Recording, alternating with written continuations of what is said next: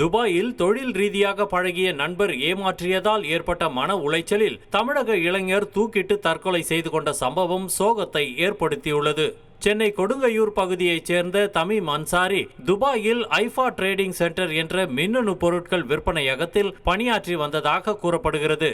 அவரிடம் தொழில் ரீதியாக பழகிய ராமநாதபுரம் மாவட்டத்தைச் சேர்ந்த முகமது யாசர் ரூகி பானு தம்பதி சுமார் 2,25 லட்சம் ரூபாய் மதிப்பிலான மின்னணு பொருட்களை வாங்கிக் கொண்டு ஏமாற்றியதாக தெரிகிறது.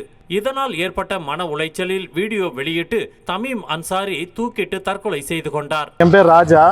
இப்போ நம்ம கொடுங்கையூர் பகுதியிலேருந்து பேசுகிறோம்.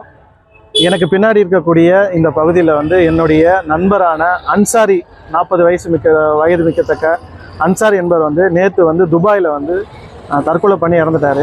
இந்த தற்கொலைன்றது அவருடைய சொந்த காரணமோ இல்லைன்னா குடும்ப விஷயமோ கிடையாது. ஒரு 3 பேரால் அவர் தற்கொலை பண்ணிட்டாரு. அந்த 3 பேர் யாருன்னா அவர்கிட்ட வியாபாரம் பண்ணவங்க தான். யாசர், விஷால், வாசிர் அப்படின்ற 3 பேர் கடந்த 6 மாதமாக அவங்களுக்குள்ள வியாபாரம் இருந்தது.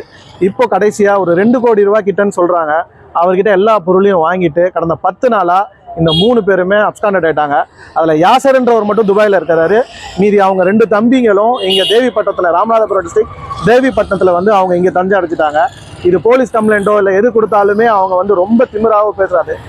இவர் அன்சாரி இறந்து போனவர் நேற்று வலைதளங்களில் அவர் ரொம்ப உருக்கமாக ஒரு வீடியோ போட்டு இறந்து போனது காரணமாக எனக்கு பின்னாடி நிற்கக்கூடிய நீங்கள் பார்க்குறவங்க எல்லாருமே அவர்கிட்ட ஏமாந்தவங்க தான். இவங்க சொந்தமோ யாருமே கிடையாது. எல்லாருமே வியாபாரிகள்.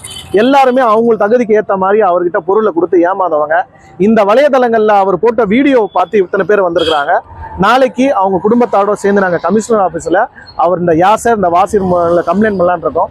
அதை பார்த்துட்டு இன்னும் எத்தனை பேர் அவர் ஏமாத்திட்டான்னு சொல்ல போகிறாங்கன்றது எங்களுக்கு தெரியல. இதை தமிழக காவல்துறை இதை ரொம்ப துரிதமாக இந்த கேஸை எடுத்து அந்த குற்றவாளிகளை பிடிக்கணும். அதே சமயம் இந்திய அரசு தமிழக அரசும் இந்திய அரசும் எங்களுக்கு துபாயில் அவர் நேற்று இறந்ததுனால அவர் குடும்பத்துக்கு என்ன பண்ணுறதுன்னு தெரியாத ஒரு காரணத்தினால நாங்கள் அரசை தான் நாங்கள் எதிர்பார்க்குறோம். அவருடைய உடலை நல்ல விதமான எங்களுக்கு வரணுன்றதையும் நாங்கள் இந்த காணொலி மூலமாக தெரிவிச்சுக்கிறோம். என் பேர் சுபேர் அமீன். எங்கள் அண்ணன் பேர் தமீம் அன்சாரி. துபாயில் ஒரு கடையில் பணிபுரிஞ்சு வந்துக்கிட்டு இருக்காங்க. சில மாதமாக ஒரு வியாபாரி மூலமாக பழக்கமான ஒரு 3 பேர் அவர்கிட்ட பொருள்லாம் வாங்கிட்டு ஏமாற்றிட்டாங்க.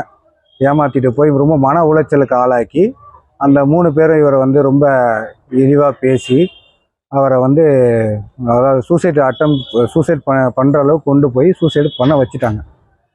இதை ஒரு கம்ப்ளைண்ட்டாக எடுத்துக்கணும். தமிழக அரசும் மத்திய அரசும் சேர்ந்து எங்கள் அண்ணன் உடலை தமிழ்நாட்டுக்கு, சென்னைக்கு கொண்டு வர உதவி செய்யணும். செய்திகளை உடனுக்குடனும் துல்லியமாகவும் தெரிந்து கொள்ள சப்ஸ்கிரைப் பண்ணுங்க.